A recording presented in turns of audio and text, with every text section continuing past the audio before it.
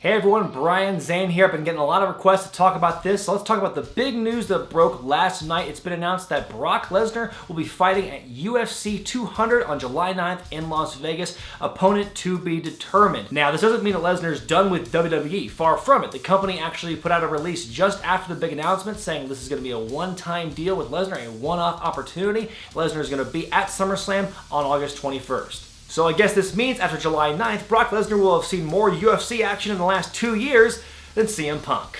On the surface, this is a huge, dare I say, unprecedented deal between WWE and UFC. Now, people on TNA's roster have worked for things like Bellator and things like that while still under a wrestling contract, but never something to the scale of WWE and UFC working together here. The last time I can recall such a crossover thing happening with UFC was when Dan Severn walked out on Raw with the UFC title in '98, but I think this is a bit of an apples and oranges thing. The big question right now is, who could Lesnar's opponent possibly be? Will it be another name, or will it be somebody that's called up just to get squashed by Brock? This has to be a fight that Brock can win, because if he happens to lose, then all the parties involved are going to look foolish. Well, except for the person who beats him.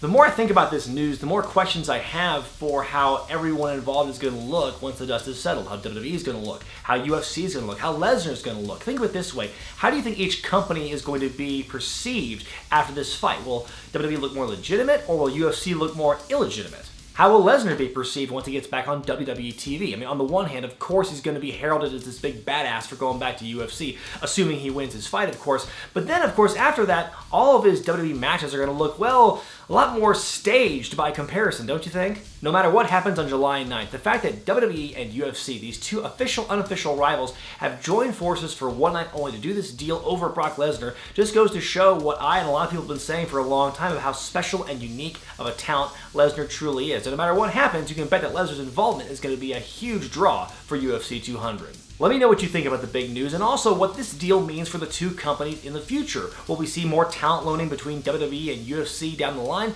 or is something even bigger on the horizon? Let me know in the comment section below. Be sure to thumbs up this video if you like it, subscribe to Wrestling with Regret, and buy the t-shirts at ProWrestlingTees.com. Also, in case you haven't heard, I just started a brand new Twitch channel in which I'll be live streaming video game playthroughs for you, the fans. I'll be doing at least 3 streams a week starting now, hopefully more as time goes on. I'll be doing wrestling games, non-wrestling games, pretty much whatever tickles my fancy. I'll be doing challenges, I'll be interacting with you guys during the live streams. It's going to be a lot of fun. Check out the link if you haven't already. I'm Brian Zane, and I'll see you next time.